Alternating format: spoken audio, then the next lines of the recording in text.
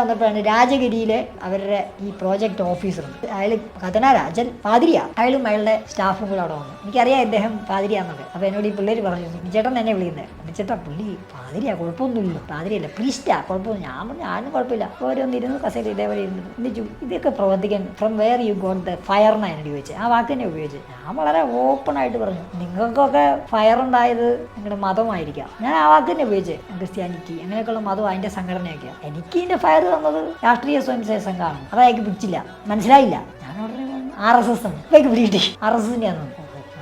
പിന്നെ പുള്ളി അങ്ങനെയുള്ള ചോദ്യങ്ങളേ ചോദിച്ചിട്ടില്ല. അപ്പം എന്നെ എന്തുകൊണ്ട് സ്വീകരിച്ചു എന്ന് ചോദിച്ചില്ല, ഇവിടെ ക്രിസ്ത്യാനികൾ വന്നാൽ നിങ്ങൾക്ക് വിരോധം ഉണ്ടോ എന്ന് ചോദിച്ചില്ല, ഇതൊന്നും ചോദിച്ചില്ല. അയാൾക്കറിയാം അത് ചോദിച്ചിട്ട് കാര്യമില്ല, അതൊന്നും നമ്മുടെ മുമ്പിൽ ഒരു വിഷയമല്ലോ. എന്നെ സംബന്ധിച്ച് ഇതൊന്നും ഒരു വിഷയമല്ല.